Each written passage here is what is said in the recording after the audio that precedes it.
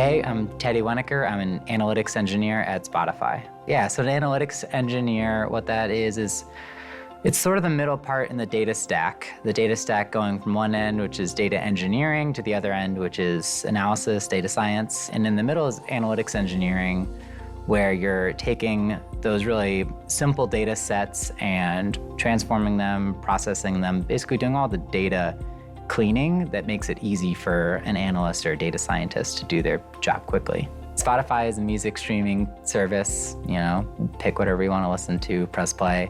I'm on a marketing team there. So the team's called On-Platform Marketing.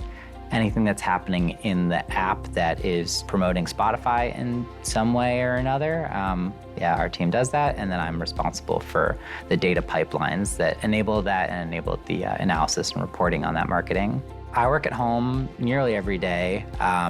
I don't have to go into the office ever. So my day usually starts with, walking my dog and making breakfast. And usually I'll take a look at all of my data pipelines to see if anything is late that day. Sometimes there's a new thing that needs to be incorporated in the data pipelines, or sometimes there's a bug that needs to be fixed. Sometimes there's meetings to coordinate plans, things like that. So I'm writing SQL code mostly.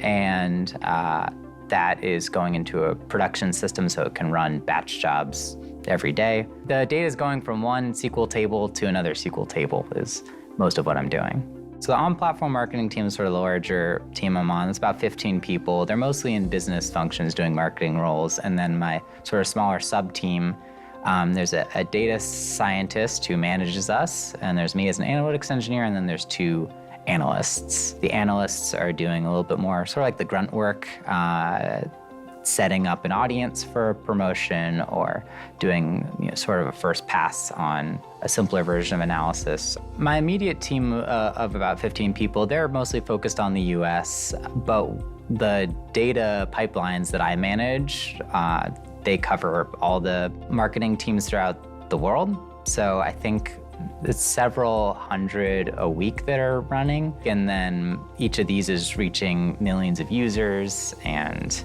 they're all having several impressions, lots of streams. So the data we're dealing with is nearly a terabyte every day is getting processed through.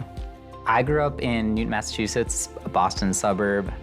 When I was a kid, I probably went through a few things. I played baseball, so I wanted to be a baseball player, go on to be an astronaut. I really liked architecture for a while, but I really didn't have one thing I was super set on, just different things that came up. I liked, the idea of building things and analysis, but then I realized an engineering major would take up nearly every class that I had available, and I wanted a little more flexibility, so then I found sort of the closest thing to engineering that wouldn't require that is physics.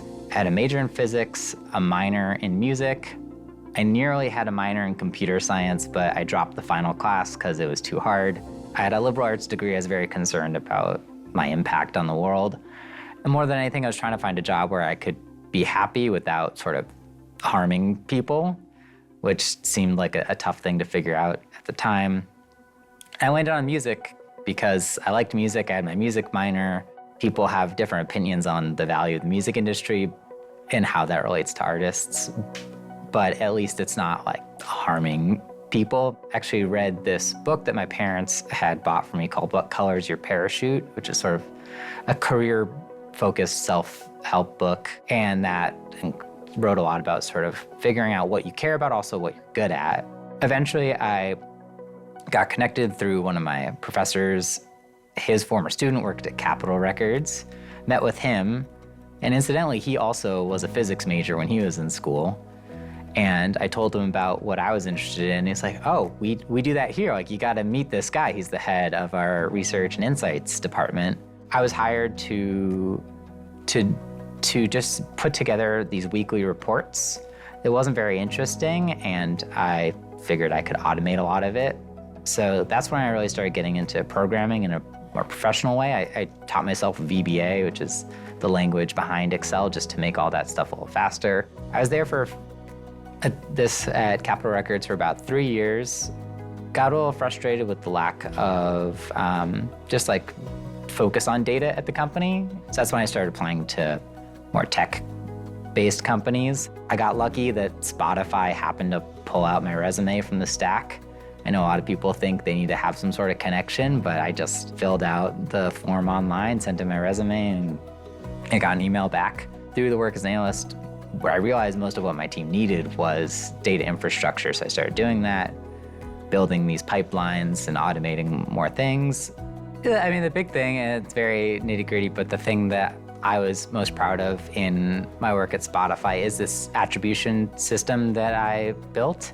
So when I came in, the promotions that were running were all analyzed one at a time, and most of them weren't analyzed at all, just because only high priority things could get that sort of resource. And I spent probably 18 months putting together all the infrastructure to get it to a point where every single promotion that was run had analysis generated right off the bat. So yeah, it was a big moment for me and my team. My team sent me a case of craft beer to celebrate because they know I like beer. And yeah, it felt good. And that's still the main product that I'm responsible for, and I'm still tinkering with it constantly and making it more efficient or have more capabilities.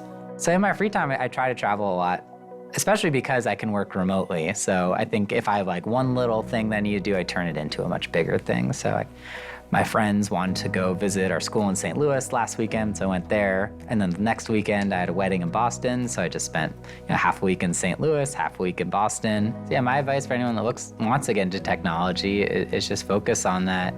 Apply to jobs, apply to lots of them. I don't know how much people are even reading cover letters, so volume, I think, is key. I didn't need a connection to work at Spotify, but certainly it can't hurt to be on LinkedIn, messaging people, doing informational interviews. And I guess more than anything, and what helped a lot for me, was figuring out what I was good at and how that, what the roles at a tech company that included that. Yeah, what you should have to be a successful analytics engineer, I think, is a lot of attention to detail.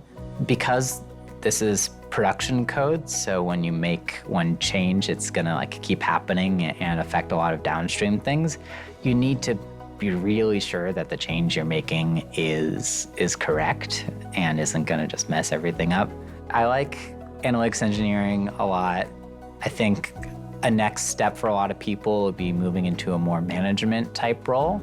I really love being an individual contributor. Moving up just different levels within analytics engineering seems exciting. Maybe becoming more of an expert in certain tools and being a resource in that way is what I hope for.